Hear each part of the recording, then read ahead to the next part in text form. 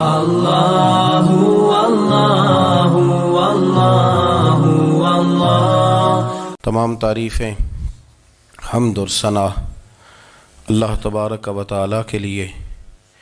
درود و سلام نبی اکرم نور مجسم شفیع معظم احمد مجتبیٰ جناب حضرت محمد مصطفیٰ صلی اللہ تعالیٰ علیہ وسلم کی ذات والا صفات کے لیے حمد و صلات کے بعد مسلمان کا یہ عقیدہ ہے کہ ہمارا خالق اللہ ہے، ہمارا مالک اللہ، ہمارا رازق اللہ۔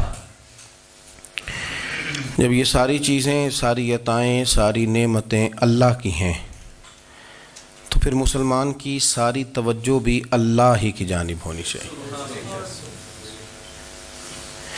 اسے کوشش کرنی چاہیے کہ وہ ہر معاملے میں، ہر مسئلے میں، ہر پریشانی میں اپنی توجہ اپنے رب کریم کی جانب مبذول رکھے۔ انسان جب اپنے علم پر بھروسہ کرنے لگتا ہے یا اپنی عقل پر بھروسہ کرنے لگتا ہے یا اپنے تعلقات پر بھروسہ کرنے لگتا ہے یا اپنی دولت پر، مال پر، صحت پر، تو ایک بہت بڑے دھوکے کا شکار ہو جاتا ہے۔ اور انسان جب انسانوں پر بھروسہ کرنے لگتا ہے تو پھر اللہ تعالیٰ اسے بعض اوقات انسانوں کے سپرد کر دیتا ہے، انسانوں کے سپرد۔ اور بہت سارے ایسے لوگ بھی ہوتے ہیں جو رب کریم کو بھولتے ہیں اور وہ اپنی ساری توجہ انسانوں کی طرف، دنیا کی طرف، دنیا داروں کی طرف کر لیتے ہیں، تو اللہ تعالیٰ فرماتا ہے پھر میں انہیں یہ سزا دیتا ہوں کہ وہ مجھے بھولنے نکلے تھے تو میں نے انہیں ان کا اپنا آپ بھی بھلا دیا، اپنا آپ بھی۔ سورہ حشر کو دیکھیے گا، فرمایا وَلَا تَكُونُوا كَالَّذِينَ نَسُوا اللَّهَ فَأَنسَاهُمْ أَنفُسَهُمْ۔ ان لوگوں کی طرح نہ ہو جانا جنہوں نے اللہ کو بھلا دیا تو اللہ نے پھر انہیں ان کا اپنا آپ بھی بھلا دیا، انہیں اپنی بھی ہوش نہیں رہی۔ وہ ایسے مسائل میں گھر گئے، وہ ایسی آزمائشوں میں الجھ گئے، وہ ایسی دنیا داری کے اندر الجھے کہ انہیں اپنا بھی پتہ نہ چلا۔ اب تو ڈھونڈتا پھرتا ہوں اے اقبال اپنے ہی آپ کو، اب تو ڈھونڈتا پھرتا ہوں اے اقبال اپنے آپ کو، آپ ہی گویا مسافر، آپ ہی منزل ہوں میں۔ جب انسان خدا فراموش ہوتا ہے تو خود فراموش ہو جاتا ہے۔ ہمارا بڑے زمانے سے تکیہ ہے، کبھی امریکہ پر، کبھی یورپ پر، کبھی برطانیہ پر، کبھی مالداروں پر، کبھی اسلحے والوں پر۔ اس کا نقصان یہ ہوا کہ اپنا کوئی وجود نہیں رہا، اپنا کوئی نظریہ نہیں رہا، اپنی کوئی سوچ نہیں رہی۔ ایسے محسوس ہوتا ہے کہ کوئی منشور نہیں، کوئی دستور نہیں، لگام منہ میں ہے اور اس کا سرا کسی کے ہاتھ میں ہے، وہ جدھر چاہتا ہے ہمیں گھما لیتا ہے۔ اللہ فرماتے ہیں یوں نہ ہو جانا کہ تم رب کو بھلا دو اور پھر تمہیں اپنا آپ بھی بھول جائے۔ اولئک ھم الفاسقون، فرمایا یہ وہ لوگ ہیں جو نافرمان ہیں اللہ کے، یہ نافرمان ہیں۔ جب یہ نظریہ بن گیا، جب یہ ذہن بن گیا کہ پیدا اللہ نے کیا ہے، دینا اللہ نے ہے، عطا کرنے والا اللہ ہے، نوازنے والا اللہ ہے، تو پھر ساری توجہ دنیا داروں کی طرف رکھنا، میں اللہ والوں کی طرف توجہ رکھنے کا قائل ہوں، میں وہ سمجھتا ہوں، ہم اس چیز کے قائل ہیں، لیکن وہ بھی کوئی آستانہ ہے کہ جہاں حق مرشد کا نعرہ تو بڑا لگے پر رب کا نام ہی نہ سننے کو ملے۔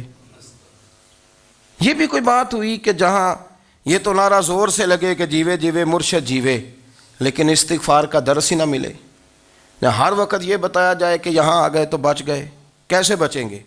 میرے رسول پاک علیہ السلام کا دروازہ سب سے بڑا دروازہ ہے، حضور کا دروازہ سب سے بڑا دروازہ ہے، لیکن میرے دوستو یاد رکھنا، نبی پاک علیہ السلام نے بھی لوگوں کو جب رستہ دکھایا ہے تو رب کریم کا رستہ دکھایا ہے، اللہ کا رستہ دکھایا، اللہ کریم کا رستہ دکھایا، لوگوں کو رب کی طرف توجہ کرائی۔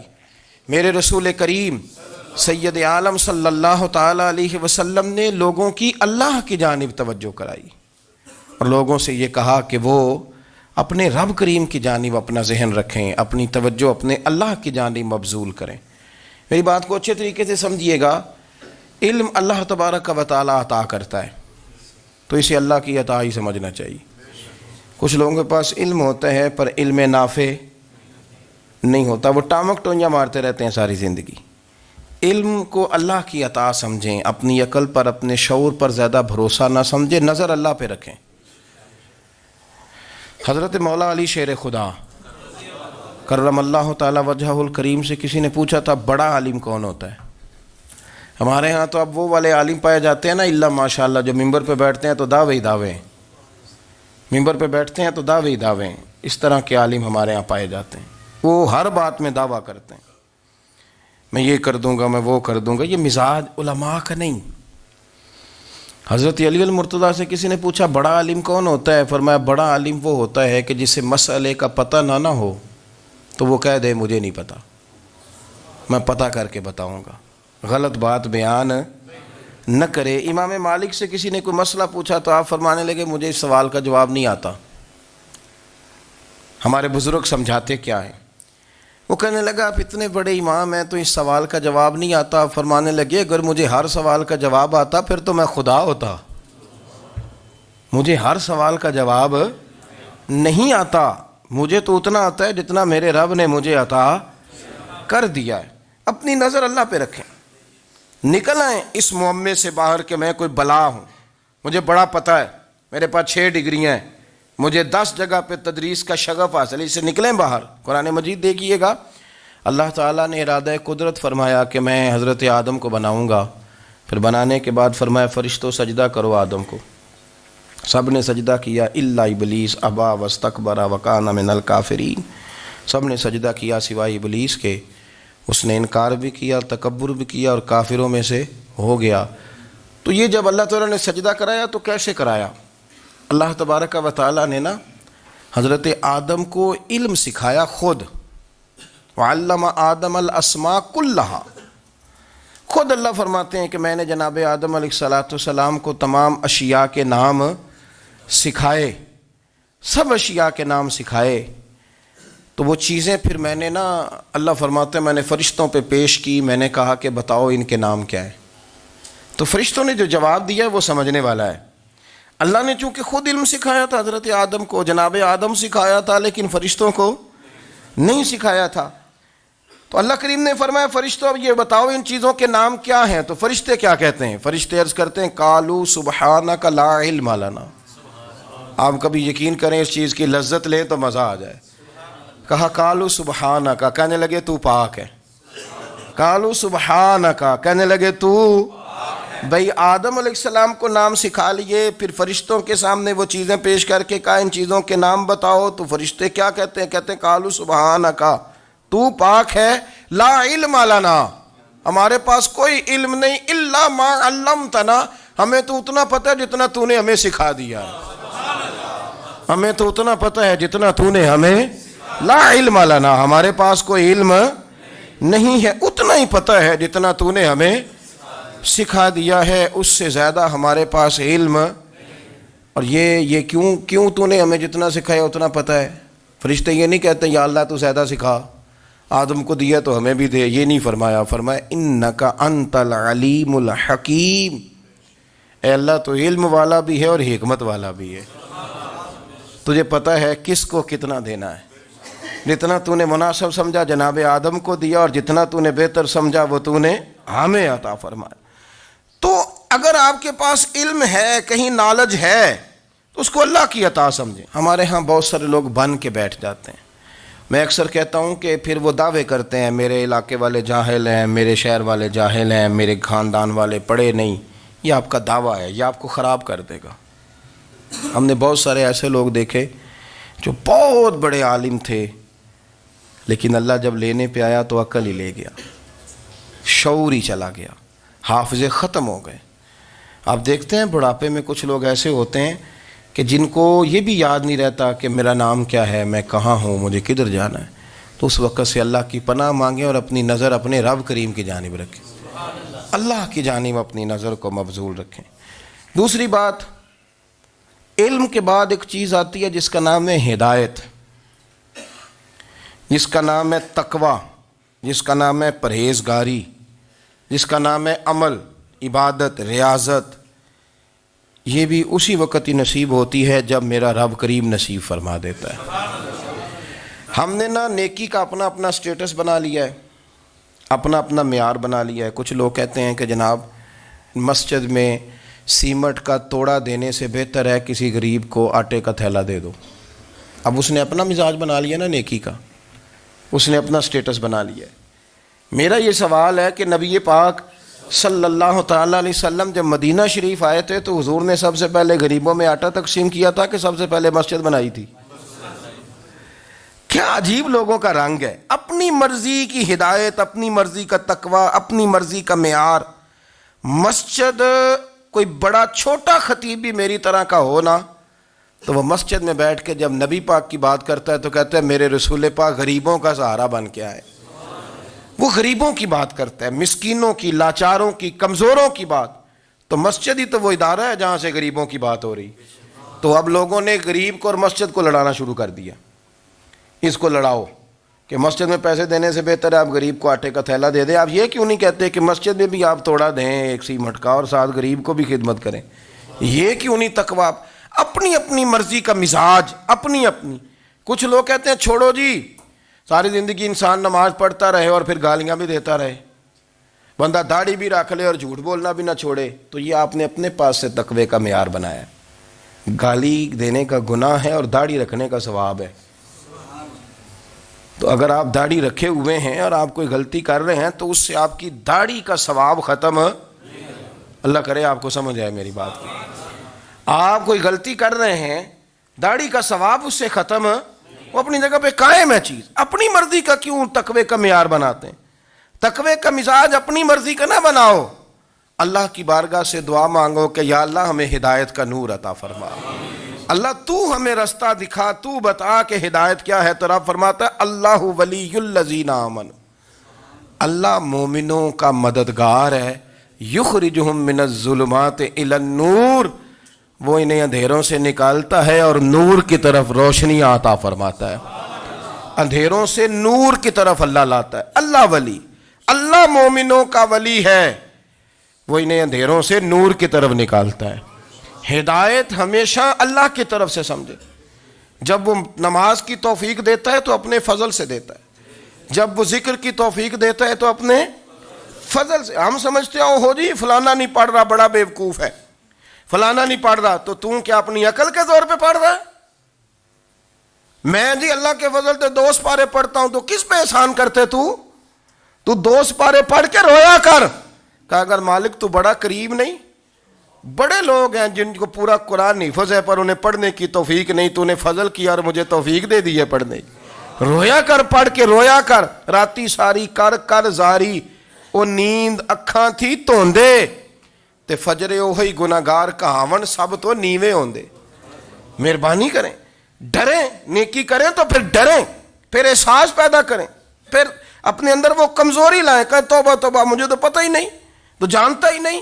حضرت سیدنا امام اعظم ابو حنیفہ رحمۃ اللہ تعالیٰ علیہ کے ساتھ ایک شخص کہتا میں نے نماز پڑھی، تو عشاء کی نماز تھی۔ یہ جو لوگ بڑے ہوتے ہیں نا،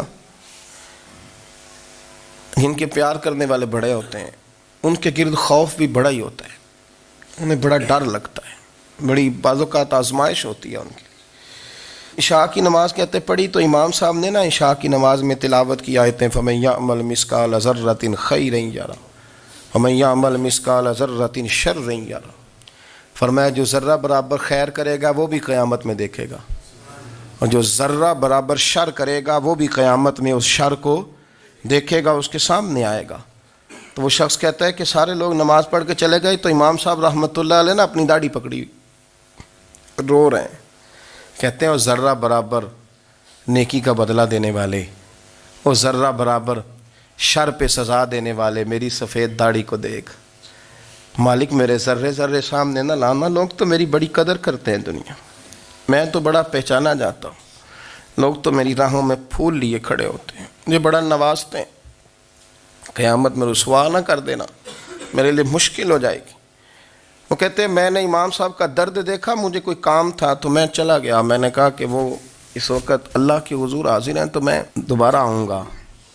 کہتے میں تہجد کا وقت آیا تو امام صاحب وہیں بیٹھے تھے اور ان کی داڑھی آنسوؤں سے بھری ہوئی تھی اور زور سے داڑھی پکڑی ہوئی. کہنے لگے مالک رسوا نہ کر دیں, قیامت میں رسوا نہ کر دیں. یار جو ہدایت یافتہ لوگ تھے وہ تو ڈرے ہوئے تھے, وہ تو سہمے ہوئے تھے. وہ تو کہتے تھے یہ اس کا فضل نہیں, اس نے بلا لیا, یہ اس کا کرم نہیں. حضرت بایزید بسطامی کسی کافر کو دیکھتے تو رو پڑتے, کہتے مالک تو کتنا قریب ہے, یہ بے ایمان رہ گیا, تو نے اپنے فضل سے مجھے اپنے نبی کا غلام بنا لیا. وہ رو پڑتے.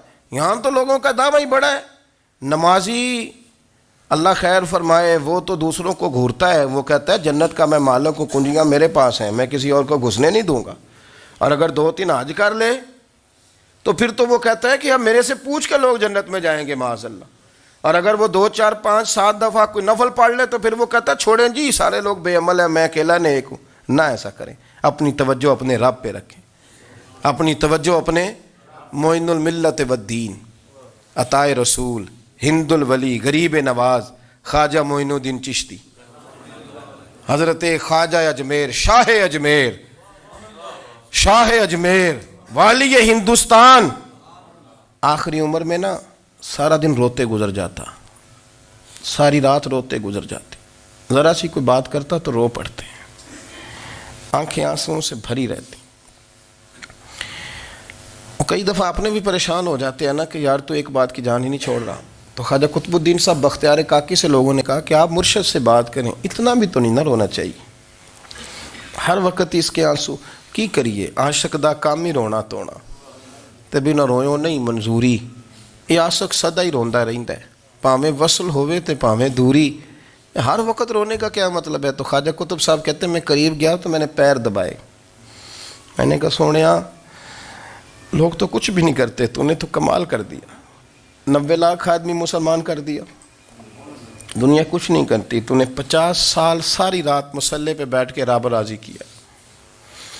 تو شہزادہ تھا, حضور کی اولاد تھا, لیکن معین الدین تیرا ایک پلاٹ بھی نہیں. تو نے طالب علم پالے, انہیں غریبوں کو دیا, تو نے نوازا, کوئی شے نہیں تیرے پاس, ہر چیز تو نے. ساری رات روتے ہو, سارا دن روتے ہو. تو خواجہ قطب الدین صاحب کہتے ہیں میں نے جب عرض کیا تو خواجہ صاحب مجھے گلے لگا لیا, چیخ مار کے روئے. کہنے لگے قطب الدین پتر داڑھی سفید ہو گئی, جانے کا وقت آ گیا. جو تو نے نیکیاں گنوائی ہیں وہ ہیں صحیح میرے پاس, پر یار کی بارگاہ میں پیش کرنے کے قابل ایک بھی نہیں. تو بارگاہ تو دیکھ کتنی بڑی ہے, رسول کریم کی بارگاہ میں پیش کرنے کے قابل ان میں سے ایک بھی نہیں. تو آستانہ دیکھ کتنا بڑا ہے, کیا پیش کروں گا, کیا عرض کروں گا حضور کی بارگاہ میں, کس طرح. وہ یار جو بڑے تھے وہ تو ڈرے ہوئے تھے, سہمے ہوئے تھے, وہ تو بڑی آزمائش میں تھے. لیکن میرا اور آپ کا رٹا 2 نمازیں پڑھ کے 6 نمازوں کا دعویٰ کرنا اور لمبی چوڑی کہانیاں بنانا اور اپنے منہ سے اپنی تعریفیں کرنا, اس سے تھوڑا باہر آئیں. رزق بھی میرا اللہ ہی دیتا ہے, علم بھی اللہ دیتا ہے, رزق بھی. بڑے بڑے فقیروں کو مالدار ہوتے دیکھا, بڑے بڑے مالداروں کو فقیر ہوتے دیکھا. بڑے بڑے, میرے ایک بڑا سخی قسم کا سجن ہے, بڑا پیارا ہے, میں اسے سخی مانتا ہوں. میں نے اپنی پریشانیوں کے دنوں میں بھی اس شخص کو سخی دیکھا. ایک دن رات کو مجھے ٹیلی فون کر کے کہنے لگا کدھر ہو؟ میں نے کہا میں گھر ہوں. نہیں اکثر سفر میں ہوتے ہو نا؟ اور میں نے کہا طبیعت کیسی ہے؟ ٹھیک ہے, بس حال چال پوچھنا تھا. میں نے سمجھائی, میں نے کہا یار یہ کوئی مسئلہ ہے, ورنہ رات کے 2 بجے کوئی حال پوچھنے کو فون تو نہیں نہ کرتا, کوئی مطلب ایسا تو مسئلہ نہیں نا. تو میں نے بیک کال کی, میں نے کہا یار میری بات سن, مسئلہ کیا؟ کہ نہیں کچھ نہیں دل کر رہا تھا. میں نے کہا میری گل سن, رہے ہیں اسی 4-5 سال کٹھے, میں تین جاننا, اصل بات کر. کہنے لگا مکان بھی بڑا ہے, سارا کچھ ٹھیک ہے, پر وہ بڑا ہی بے نیاز ہے. کچھ حالات اس قسم کے آ گئے ہیں کہ لوگوں کو بتاؤں بھی تو لوگ ماننے کو تیار نہیں. زیادہ نہیں, مجھے نا تھوڑے سے پیسوں کی ضرورت ہے, کوئی 15-20 ہزار اگر مل جائیں میری ضرورت. آپ یقین کریں میں روتا رہا ساری رات. میں نے کہا مہربانہ تیرا کس طرح کرانگے, اس سے لے کے زمانہ استعمال کرتا تھا, پر بے پرواہی ویکھ نہ سجڑ دی, جتھے کسے دی پیش نہ جاوے انہیں تاجاں والے در در رولے تے منگتیاں تخت بٹھاوے. سجنا کسے نو کارا مل دئی کوئی کعبے خالی آوے. واللہ خیر الرازقین، وہ کہتے تو دائیں بائیں نہ جا، رزق تو تجھے میں دوں گا، میں ہوں بہتر رزق دینے والا. بڑے بڑے بادشاہ، بڑے بڑے شہنشاہ، بڑے بڑے لوگ، ہاتھوں میں کاسے، فقیریاں. ام ربیہ کہا کرتی تھیں، بڑی نیک اور صالح خاتون تھیں. وہ کہتی ہیں کہ میں نا بڑے امیر آدمی کی بیوی تھی، اپنے شوہر کے ساتھ چھت پہ بیٹھی تھی تو نیچے فقیر مانگنے والا آیا. اس نے بڑے درد سے صدا کی تو میں نے اپنے شوہر سے کہا کچھ دے دیں. کہا دفع کر، ان لوگوں نے دھندا بنایا ہوا ہے. کہتی میں میکے سے بھی بڑا مال لے کے آئی تھی، میرے ماں باپ بڑے امیر تھے تو میں نے نا چوری اپنے خامہ سے نظر بچا کے باتھ روم جانے کے بہانے گئی اور نیچے جا کے 5 دینار میں نے اس فقیر کی ہتھیلی پہ رکھے. کہتے اس نے 5 دینار دیکھے، پھر میری طرف دیکھا تو میں نے اس کی آنکھوں میں آنسو چمکتے دیکھے. کہنے لگے بی بی رب تیرا بھلا کرے، میں 3 دنوں کا بھوکا ہوں. کہ وہ چلا گیا. میں گھر آ گئی، جب باہر آئی تو میرا شوہر کہنے لگا تو اتنی اب اتنی تو تیز ہو گئی ہے اور تو اتنی خود مختار ہو گئی ہے، میرے بغیر پوچھے مال خرچ کرے گی، جا تجھے 3 طلاقیں.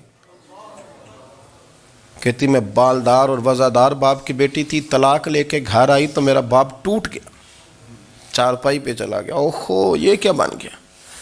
کہتی بڑی تکلیف رہی. 1-2 سال کے بعد میرے ابا نے میری شادی کر دی. اب جس شوہر کے پاس گئی وہ بڑا نیک تھا، پرہیزگار تھا، اللہ نے بہترین صلہ دیا. کہتی چھت پہ بیٹھی تھی، دروازے پہ فقیر آیا تو میں نے شوہر سے کہا کچھ دے دوں.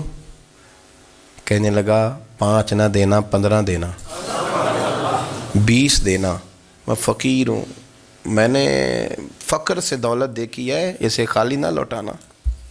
کہتی ہے کہ میں نیچے گئی اور جب میں نے اس کی طرف دینار بڑھائے تو میری چیخ نکلی، پیسے پھینک کے میں بے ہوش ہو کے گری. میرا شوہر نے آ کے اٹھایا، اندر لے گیا، پانی منہ پہ چھڑکا. کہنے لگا تجھے کیا ہوا.